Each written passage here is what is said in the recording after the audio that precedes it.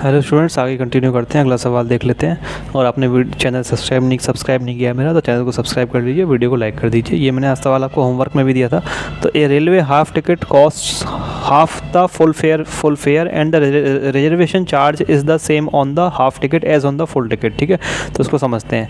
Railway की half ticket, railway की जो आधी टिकट होती है, cost half the full fair. ठीक है, वो उसका कॉस्ट, उसकी कीमत जो है वो आधी है फुल फेयर, यानी कि जो पूरा किराया होता है उसकी कितनी आधी कीमत है, मान लो। ठीक है, तो मान लो अगर, ठीक है, तो मान लो अगर हमारा जो पूरा किराया है, ठीक है, टफ में लिख लेते हैं साथ साथ, ठीक है, सवाल बनाने में आसानी होगी। तो अगर जो हमारा फुल फेयर है, मान लो पूरा जो फुल फेयर मतलब पूरा किराया मान लो x है, तो आधा किराया कितना हो जाएगा, आधी टिकट का किराया कितना हो जाएगा, हाफ टिकट का किराया कितना हो जाएगा, हाफ टिकट का x/2 हो जाएगा, इसका आधा हो जाएगा। ठीक है, and the reservation charge is the same on the half ticket as on the full ticket. लेकिन जो रिजर्वेशन चार्ज है वो दोनों पे सेम है, चाहे आप आधी टिकट कराएं या पूरी टिकट कराएं, उस पर रिजर्वेशन चार्ज जो है वो सेम है। अब रिजर्वेशन चार्ज क्या होता है ये समझाता हूँ मैं आपको। जब आप रिजर्वेशन कराने जाते हैं स्टेशन पे, तो एक तो आपका कुछ होता है टिकट का, जैसे आपकी टिकट मान लो 100 रुपये की है, ठीक है, और एक होता है आपका रिजर्वेशन चार्ज, मान लो रिजर्वेशन चार्ज मान लो 20 रुपये का है। रिजर्वेशन चार्ज वो चार्ज होता है, जैसे कि आपने रिजर्वेशन कराया, उसके स्टेशन पे जाकर रिजर्वेशन कराया, तो आपका जो सामने जो रिजर्वेशन कर रहा है वो आपकी डिटेल्स डालेगा, आपका नाम डालेगा, कहाँ जाना है, तो वो सब काम फ्री में नहीं हो रहा होता है। उसका एक वो जो आपकी डिटेल्स डालता है सामने जो क्लर्क बैठा होता है, या जो भी आपका रिजर्वेशन कर रहा होता है, वो क्या करता है, आपकी डिटेल्स डालेगा सारी, आपकी नाम पूछेगा, आपको टिकट बना के देगा।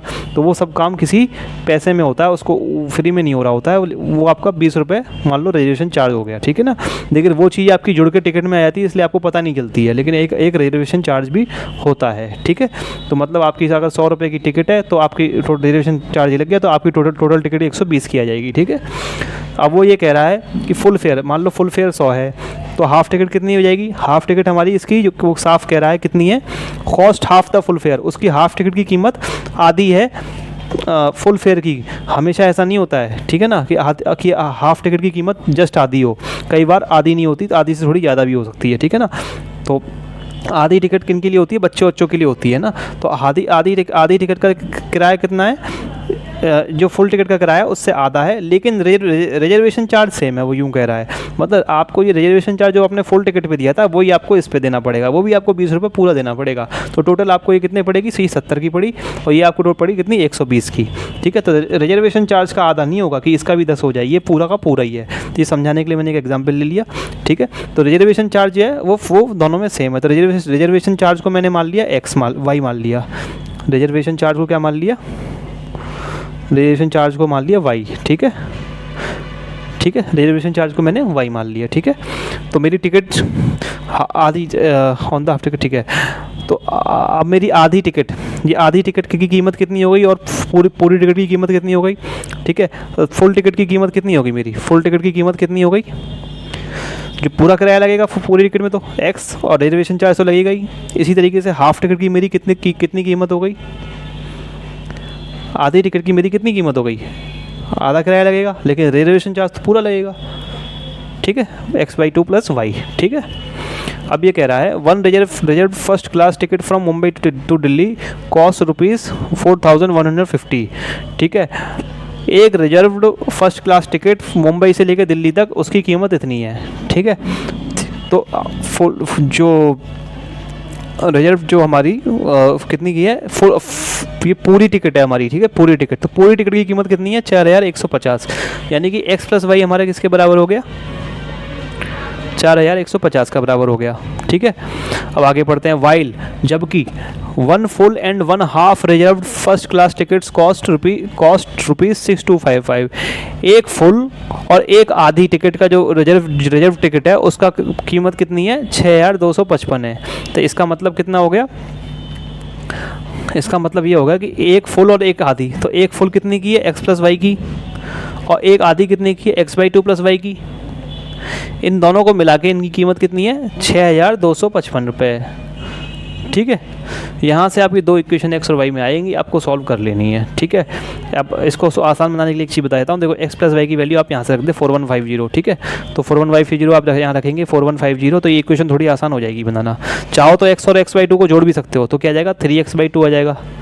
ठीक है, और ये आपका 2y आ जाएगा।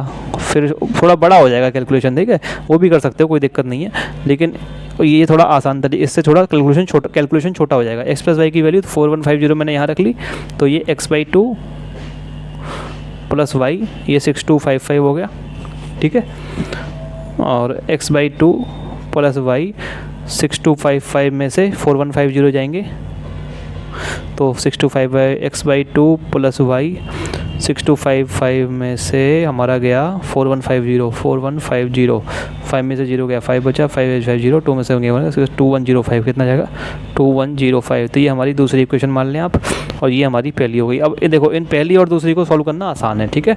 अगर आप उसमें 3x/2 वगैरह बना लेते तो आपकी कुछ इक्वेशन इस टाइप से आती, 3x + 2y कुछ करके आती, ठीक है ना, वो 2 ऊपर चला जाता, ठीक है ना, तो आपकी वो थोड़ी हार्ड हो जाती है इक्वेशन, 3x + 4y करके आती, ठीक है ना। तो इसको सॉल्व करना कैसे आसान है, सीधा सीधा दिख रहा है, y एलिमिनेट हो जाएगा, y पहली को दूसरी में से घटा देंगे, ठीक है, या दूसरी को पहली में से घटा दो, कुछ भी कर लो, ठीक है। तो इस तरीके से आपका ये आसान हो जाएगी। तो दूसरी को पहले में से घटा देना, वो ज़्यादा आसान पड़ेगा, ठीक है। क्यों, ये y तो कटी जाएगा, साथ में ये x/2 कम होता है, तो x में से x/2 जाएगा, तो क्या बचेगा, x/2 ही बचेगा, ठीक है। x में से x/2 गया, किसी चीज़ में से उसकी आधी घट गई, तो कितनी बचेगी, उसकी आधी बचेगी, ठीक है, x/2, ऐसे भी समझ सकते हैं, ठीक है। और चाहो तो LCM लेके जो करते हैं 2x- वैसे भी कर सकते हो, ठीक है। तो इसमें आपका जो आंसर देखो, तो सवाल कितना बड़ा था देखने में, लेकिन कुछ नहीं है इस सवाल के अंदर। तो जितने ज़रूरी नहीं है कि बड़ा सवाल लिखा हो तो वो बहुत ही हार्ड सवाल हो, बस समझना इसका थोड़ा सा मान सकता हूँ मैं, थोड़ा सा कठिन है, लेकिन इक्वेशन वगैरह कितनी आसान आ रही हैं, ठीक है। एक चीज़ में थोड़ा आपको कन्फ्यूज़न हो सकता है, आप कहेंगे कि देखो यहाँ पे तो लिखा हुआ है रेलवे हाफ टिकट कॉस्ट करती है आधा, और यहाँ पे क्या है, यहाँ पे ये फर्स्ट क्लास लिखा आ गया, ठीक है, फर्स्ट क्लास, ठीक है, यहाँ पे ही फर्स्ट क्लास लिखा गया। तो इसका मतलब ये है कि रेलवे की कोई भी टिकट, चाहे पहली क्लास की हो चाहे दूसरी क्लास की हो, उसकी फुल टिकट जो है वो, सॉरी, हाफ टिकट जो है वो फुल टिकट का आधा कॉस्ट करती है, ठीक है। अब यहाँ पे फर्स्ट क्लास आ गया, तो ठीक है, फर्स्ट क्लास की भी करेगी आधा कॉस्ट, ठीक है ना। तो मतलब रेलवे में क्या होता है, ट्रेन के अंदर बहुत सारी क्लासेस होती है ना, एक फर्स्ट क्लास होती है, सेकेंड क्लास होती है ना, तो उस टाइप की क्लास, मतलब जैसे इसमें एक AC वाली हो गई, एक 2 AC हो गई, एक 3 AC, अलग अलग क्लासेस होती है ना ट्रेन में, एक स्लीपर होती है, फिर जनरल डब्बा होता है, तो उन्हीं को क्लासेस कहते हैं, ठीक है। तो वो कह रहा है कि ट्रेन की, अगर उसने यहाँ पे लिखा नहीं है फर्स्ट क्लास, ठीक है ना, रेलवे की फर्स्ट क्लास हाफ टिकट नहीं लिखा हुआ है, केवल लिखा है रेलवे हाफ टिकट, तो इसका मतलब ये रेलवे की कोई भी टिकट, ठीक है ना, रेलवे की कोई भी टिकट जो है वो क्या है, आधा कॉस्ट करती है फुल फेयर का, पूरे किराए का, ठीक है। तो उसमें फर्स्ट क्लास सेकंड क्लास सब आ गई, ठीक है ना। फिर यहाँ पे उसने दे रखा है कि फर्स्ट क्लास की टिकट मुंबई तो दिल्ली कॉस्ट करती है 4150, और जबकि एक फुल और एक आधी reserved first class ticket cost करती है 6255 रुपये। तो basic what is the basic first class full fare and what is the reservation charge. तो रिजर्वेशन चार्ज पता लगाएं और basic first class full fair पता लगाएं। बेसिक मतलब जो रिजर्वेशन चार्ज घटा के जो मतलब जो किराया होता है खाली, जैसे कि यहाँ पे 100 था, रिजर्वेशन चार्ज ना जोड़ के जो होता है, ठीक है, रिजर्वेशन चार्ज को अगर जोड़ा नहीं जाए तो जो किराया होता है वो होता है हमारा बेसिक, ठीक है। तो basic first class full fair पता लगाएं और रिजर्वेशन चार्ज पता लगाएं, ठीक है। तो इस सवाल को लैंग्वेज के साथ कर लेते हैं क्योंकि सवाल बिल्कुल नया है, ठीक है। तो क्या मानेंगे इसमें, basic first class full fair को हमने x माना था, ठीक है, ये basic first class full fair लिख लेना है, इसको खाली फुल फेयर लिखना सही नहीं है, basic first class full fair पूरा लिख लेना, ठीक है ना। और क्या माना था, और हमने y किसको माना था, रिजर्वेशन चार्जेस को y माना था, रिजर्वेशन चार्ज को y माना था, तो यही हम लिख लेंगे, ठीक है ना। रिजर्वेशन चार्ज को y मान लेंगे और basic first class full fair को x मान लेंगे, ठीक है। तो देखो ऐसे लिख लेंगे, let basic first class full fare equal to ₹x। अब आपको रुपीज़ का निशान लगाना पड़ेगा, इस बात को ध्यान रखना, ठीक है, क्योंकि रुपीज़ में आएगा ना फेयर जो भी आएगा हमारा। Let reservation charges is equal to ₹y, ठीक है ना, रुपीज़ का निशान पहले लगाया फिर y लिख लिया, ठीक है। जैसे हम x किलोमीटर पर आवर लिखते थे, y kilometre per hour speed में लिखते थे, तो आगे लिखते थे ना हम किलोमीटर पर आवर, इसी तरीके से आपको ये क्या है x रुपीज़ है ना, तो रुपीज़ लिखना पड़ेगा आगे, ठीक है। उसमें किलोमीटर पर आवर हम पीछे लिखते थे क्योंकि स्पीड पीछे लिखी जाती है, लेकिन रुपीज़ को आगे लिखा जाता है, तो इसमें हम रुपीज़ आगे लिखेंगे, ठीक है। Cost of first class full ticket कितनी हो जाएगी, x + y हो जाएगी, है ना। फुल टिकट की जो फर्स्ट क्लास की टिकट है उसकी x + y हो जाएगी, और ये हमें कितनी दे रखी है, ये हमें दे रखी है 4150, तो ये मतलब 4150 किसके बराबर हो जाएगा, x + y के बराबर हो जाएगा। इसका मतलब एक इक्वेशन यहाँ से आ जाएगी, x + y = 4150, इसको हमने पहली इक्वेशन लिख लिया, ठीक है। अब क्या लिखेंगे, cost of first class half ticket, ठीक है, ठीक है, ये हो जाएगी x/2 + y हो जाएगी, ठीक है। इससे अच्छा यहाँ पे भी रुपए का निशान लगा देना पहले, अच्छा रहेगा। इधर भी लगा देना रुपये का निशान, ठीक है। तो cost of first class full ticket कितनी हो जाएगी, रुपीज़ एक्स प्लस वाई, तो 4150 हमारा एक्स प्लस वाई होगा, एक्स प्लस वाई हो गया। इसी तरीके से cost of first class half ticket, ये वाला किराया तो आधा हो जाएगा x/2, और रेजर्वेशन चार्ज सेम रहेगा तो x/2 प्लस वाई हो जाएगी, ठीक है। अब हमें क्या दे रखा है कि एक फुल टिकट और एक हाफ टिकट किसके बराबर है, 6255 रुपीज़ के बराबर है। तो फुल टिकट का कितना हो जाएगा, देखो इसको लिख देंगे सिंस क्या, या फिर लिख देंगे गिवन, क्या लिखेगा गिवन फुल टिकट, या फिर वन फुल टिकट लिख दो, वन फुल टिकट एक है ना, one full ticket plus one half ticket किसके बराबर दे रखी है, 625 देखिए रुपीज़ जरूर लगा देना, ₹6,255 के बराबर हमको ये दे रखी है, ठीक है। गिवन दे रखा है कि one full ticket plus one half ticket इसके बराबर, तो वन फुल टिकट कितनी है, एक्स प्लस वाई, इसका मतलब एक्स प्लस वाई, और हाफ टिकट कितनी है ये, ठीक है, x/2 प्लस वाई, ये किसके बराबर दे रखी है, 6255, ठीक है। इसमें हमने x प्लस वाई की वैल्यू यहाँ से रख देंगे तो इक्वेशन थोड़ी आसान हो जाएगी। वैसे दूसरा तरीका क्या है, x और x/2 को आप जोड़ देंगे तो आपका 3x/2 हो जाएगा, और y और 2y को जोड़ देंगे तो प्लस 2y हो जाएगा, ये हमारा 6255 के बराबर आ जाएगा। फिर इसमें 2, इस 2 को उधर पहुँचाएंगे तो 3x प्लस 4y, और फिर 2 इंटू 2 5 10 2 5 10 11 1 कैरी 2 5 10 1 कैरी 2 5 10 1 कैरी 2 4 5 2 6 12 12510, ठीक है। ये बड़ी सी इक्वेशन आ जाएगी क्या, 3x प्लस 4y, ये कॉन्स्टेंट बहुत बड़ा आ जाएगा, 3x प्लस 4y 12510, ठीक है। तो इन दोनों को जोड़ेंगे तो ये इक्वेशन, इस वाली इक्वेशन को और इस वाली इक्वेशन को पहली वाली को सॉल्व करेंगे तब भी आंसर आ जाएगा, कोई दिक्कत नहीं है। लेकिन कैलकुलेशन हार्ड होगा, तो मैं आपको एक ट्रिक बता रहा हूँ क्या, एक्स प्लस वाई की वैल्यू 4150 इसमें रख लेंगे, ठीक है। तो 4150 इसमें रख लेंगे तो इक्वेशन थोड़ी सी छोटी हो जाएगी हमारी, ठीक है। तो प्लस x/2 प्लस वाई, इसको ऐसे ही रहने देंगे क्योंकि इक्वल टू 6255, ठीक है। अब हमने वैल्यू कहाँ से रखी, पहले से रखी है तो आगे लिख देंगे फ्रॉम वन, ठीक है, फ्रॉम वन। अब क्या करेंगे, 415 को उधर भिजवा दिया, अब ये तो करके दिखा चुका हूँ आपको, तो x/2, तो x/2 प्लस वाई मेरा किसके बराबर आ गया था, 2105 के बराबर आ गया था, ठीक है। तो ये हमारी इक्वेशन 2 हो गई, ठीक है।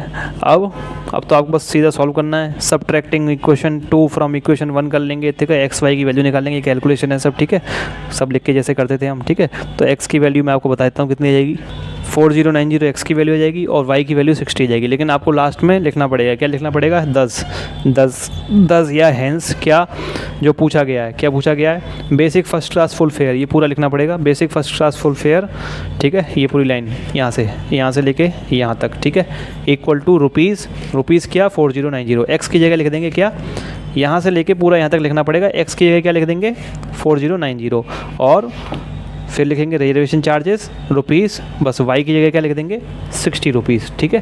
तो ये आपको पूरा लिखना पड़ेगा, लास्ट में 10 करके जैसे लिखते हैं हंस, वो आपका आंसर हो जाएगा, ठीक है। अगला सवाल है, 2 years ago a man was 5 times as old as his son, 2 साल पहले एक आदमी 5 गुना था उसके लड़के की उम्र का, was age old age his son, मतलब 5 गुना था उतने लड़के की उम्र का, ठीक है ना। तो मान लेते हैं अभी की उम्र जो है वो आदमी की क्या है, मान लो x है, ठीक है। तो आदमी की m से m पूरा लिख लो मान, और लड़का कितना है सन, मतलब बेटा। तो आदमी की अभी की उम्र कितनी, प्रेजेंट, ये क्या है प्रेजेंट, ठीक है, प्रेजेंट, यहाँ लिख लेते हैं प्रेजेंट। तो प्रेजेंट की उम्र कितनी है x है, और वाई टी की कितनी है y। अब क्या कह रहा है 2 साल पहले, तो 2 साल पहले की उम्र कितनी हो जाएगी 2 years ago, 2 साल पहले की उम्र कितनी हो जाएगी आदमी की, तो हो जाएगी देखो भैया x-2 हो जाएगी, और y की कितनी हो जाएगी दोनों की, तो 2 साल उम्र घट जाएगी ना 2 साल पहले, तो x-2 और y-2 हो जाएगी, ठीक है। लेकिन वो क्या कह रहा है कि उसकी जो आदमी की उम्र थी वो 5 गुना थी अपने बेटे की उम्र की, यानी कि ये उम्र जो थी ये कितनी है, दोबारा लिख लेंगे x-2 कितनी है 5 गुना है अपने बेटे की उम्र की, ठीक है। तो एक ही क्वेश्चन तो आपकी यहाँ से आ जाएगी इसको सॉल्व करके, ठीक है। अब क्या कह रहा है 2 years लेटर, 2 साल बाद, मतलब इस जो अभी की एज है उसमें 2 साल बाद, तो कितनी हो जाएगी, जो अभी की एज है x है, तो 2 साल बाद की उम्र कितनी हो जाएगी, देखो इस इक्वेशन को लिख लिया, कोई बात नहीं, ऐसे गोला कर देता हूँ, 2 years लेटर, ठीक है।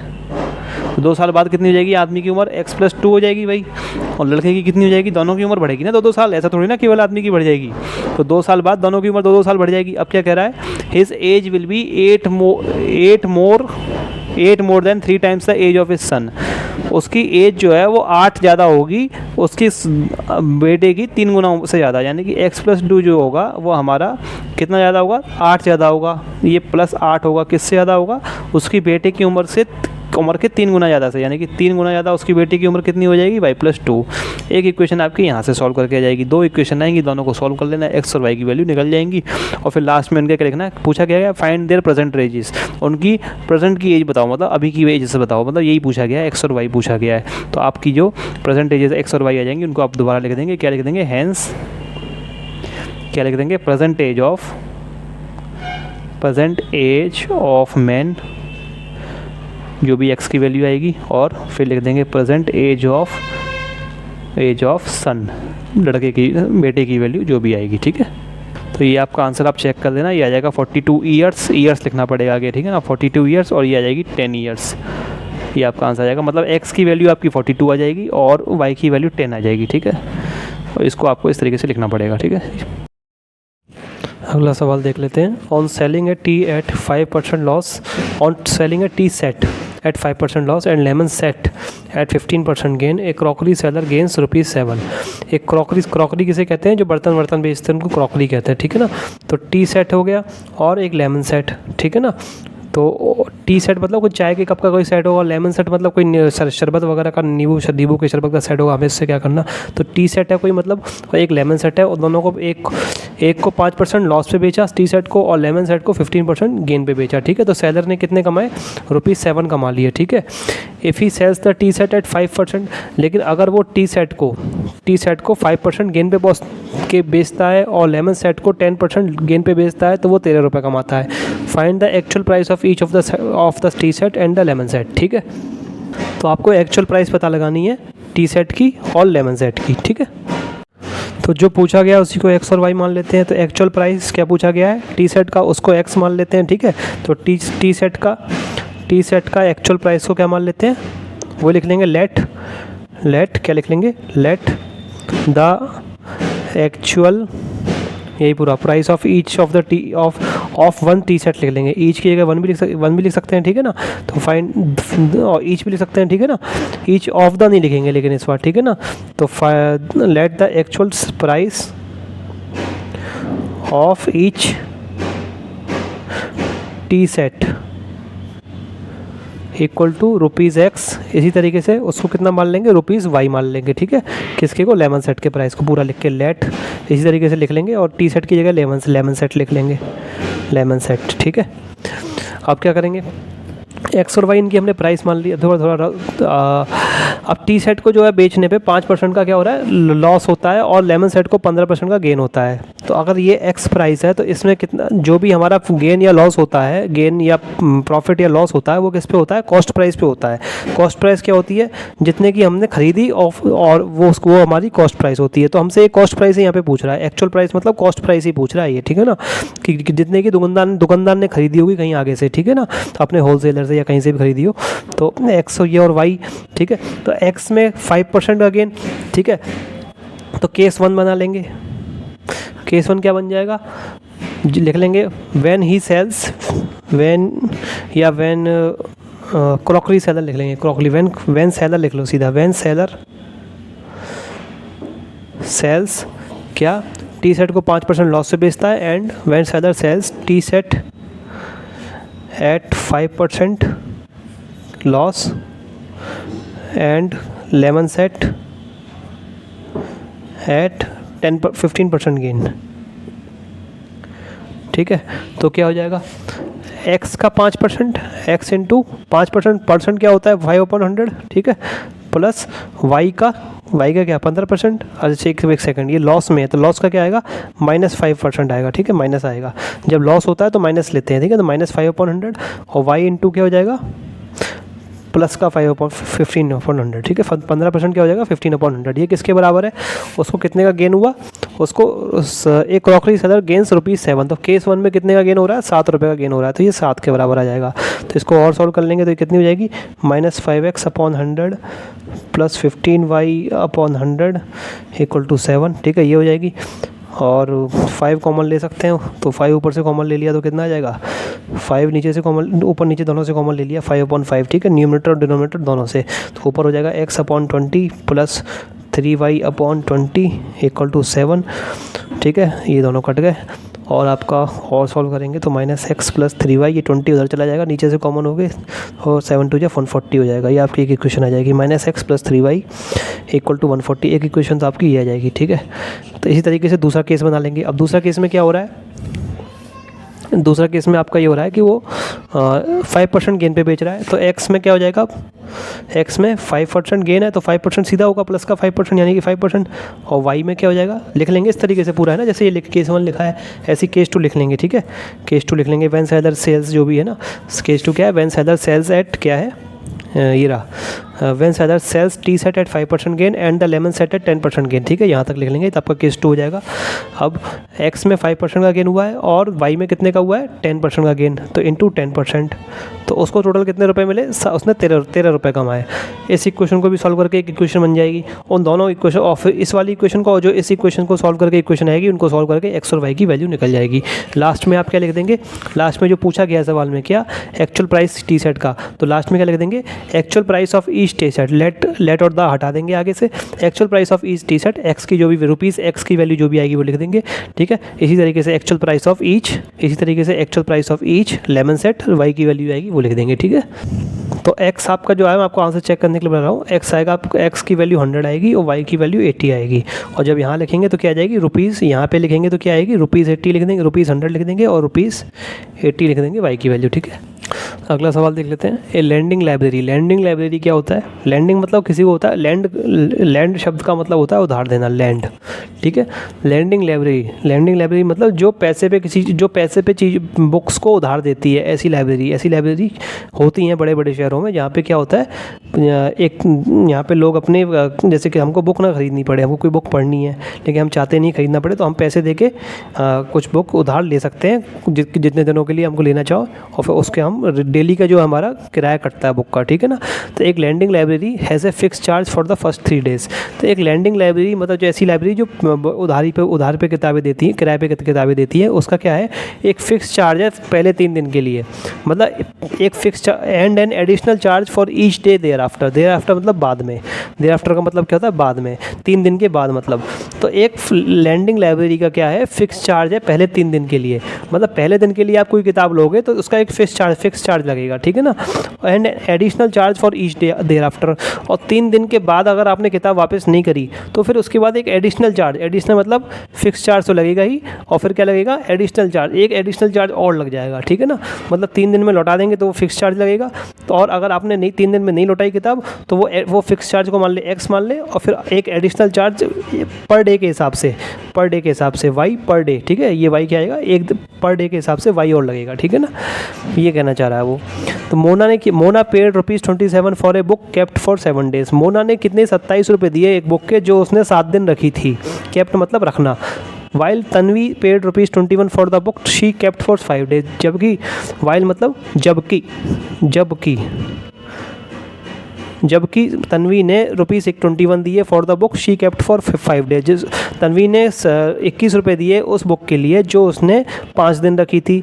तो find the fix charge and the charge for each extra day, ठीक है ना, और फिक्स चार्ज पता लगाएं और चार्ज पता लगाएं ईच एक्स्ट्रा डे के, हर एक्स्ट्रा डे के लिए जो चार्ज लगता है वो पता लगाएं। तो फिक्स चार्ज को क्या मान लेंगे, तो वही कर लेंगे इस तरीके से ही, लेट द फिक्स चार्ज कितना हो जाएगा, मान लेंगे ₹x, ठीक है। इसी तरीके से लेट द क्या मान लेंगे, charge for each extra day, ठीक है, late the charge for each extra day मान लें, या फिर ये लिख लें एडिशनल चार्ज लिख लें, कुछ भी लिख लें, ठीक है। लो लेट द एडिशनल चार्ज लिख लेता हूँ मैं, आप ये भी लिख सकते हैं यहाँ से लेके यहाँ तक, ठीक है। वैसे यही लिख लें तो ज़्यादा अच्छा रहेगा क्योंकि यही पूछा गया है। तो let the charge for each extra day equal to ₹y, ठीक है, हर एक्स्ट्रा दिन के लिए, मतलब हर एक दिन का चार्ज है ये, मतलब हर एक्स्ट्रा दिन के लिए। अगर आपने 3 दिन किताब रखी तो आपका चार्ज कितना हो जाएगा, 3y हो जाएगा। 2 दिन किताब रखी तो 2y हो जाएगा, ठीक है, 2 उतने दिन मल्टीप्लाई हो जाएंगे, ठीक है। तो ईच एक्स्ट्रा डे है, ठीक है। तो इसको चाहे तो आप आगे लिख सकते हो y पर डे लिख सकते हो, लिखना चाहो तो, और ना लिखो तो भी चलेगा, क्योंकि हमने यहाँ पे पहले लिख दिया फॉर ईच एक्स्ट्रा डे, ठीक है ना। तो इसलिए आपको समझ में आनी चाहिए कि एक दिन का चार्ज है ये, ठीक है ना, ये y, ठीक है, एक दिन का चार्ज है। अब मोना ने क्या किया, अब केस 1 बता लेंगे, ठीक है। मोना ने क्या किया, ₹27 दिए फॉर 7 डेज़ के लिए, ठीक है। तो क्या लिख लेंगे, यही लिख लो चाहो तो, मोना पेड ₹27 फॉर 7 डेज़ लिख लो, ठीक है। मोना पेड ₹27 फॉर 7 डेज़, ठीक है। तो देखो एक्स चार्ज एक फिक्स तो लगेगा पहले 3 दिन के लिए, तो 7 में से 3 दिन गए, कितने बचे, 4 दिन, ठीक है। तो एक्स तो क्या होगा, एक तो एक्स लगेगा, ठीक है, और एडिशनल चार्ज कितना लग जाएगा, 4 दिन और बचे, और हर दिन का चार्ज, हर एक्स्ट्रा दिन का चार्ज कितना लगता है, ईच एक्स्ट्रा डे का चार्ज कितना लग रहा है, वाई। हर एक दिन का एक्स्ट्रा दिन का चार्ज वाई लग रहा है, लेकिन उसने तो 4 दिन एक्स्ट्रा रख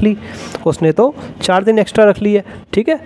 तो 4 दिन का चार्ज कितना लगेगा, 4 इंटू वाई लगेगा, और 4 इंटू वाई क्या होता है, 4y होता है, ठीक है। ये किसके बराबर हो जाएगा, 27 के बराबर हो जाएगा, जो 27 रुपये इसने दिए। ये आपकी पहली इक्वेशन तो यहीं से आ गई। इसी तरीके से केस 2 हो जाएगा। क्या है, केस 2 में क्या हो रहा है, Tanvi paid ₹21 for the book, ये सब मत लिखना, सीधा लिख देना फॉर 5 डेज़, ठीक है। तो तन्वी पेड ₹21 फॉर 5 डेज़, ठीक है। तन्वी ने 5 दिन के लिए 21 रुपये दिए। तो 5 में से 3 दिन का तो देखो क्या है, कोई एक्स्ट्रा चार्ज नहीं लगता है, केवल फिक्स चार्ज लगता है, ठीक है। तो 3 दिन में तो उसने कितने 2 दिन एक्स्ट्रा रखी, तो 2 दिन का एक्स्ट्रा चार्ज लगेगा। तो पहले 3 दिन, ठीक है, तो 2 दिन का एक्स्ट्रा चार्ज कितना हो गया, 2y हो जाएगा, ये 21 के बराबर हो जाएगा। ये आपकी दूसरी इक्वेशन आ जाएगी। इन दोनों को सॉल्व आपको कर लेना है, एक्स और वाई की वैल्यू निकल जाएगी, आपको फिर लास्ट में वही लिख देना है, फिक्स चार्ज कितना आ गया, हैंस लास्ट में लिख देंगे सॉल्व करने के बाद, फिक्स चार्ज आपका आ गया, जो भी आएगा उसको लिख देंगे, इक्वल टू रुपीज़, और आगे charge for each extra day equal to rupees, जो भी आएगा। तो एक्स और वाई की वैल्यू 15 और 3 आ जाएगी आपकी, कितनी, तो मतलब फिक्स चार्ज आपका 15 आ जाएगा, और charge for each extra day कितना आ जाएगा, 3 आ जाएगा, ठीक है। ये आपके आंसर आ जाएंगे, आप चेक कर सकते हैं। मतलब एक्स की वैल्यू आपकी आ जाएगी 15, और उसके बाद वाई की वैल्यू 3 आ जाएगी। फिर आप उनको इस तरीके से दोबारा और लिख देंगे कि फिक्स चार्ज इतना लग गया, या charge for each extra day ₹3 लग गया, ठीक है।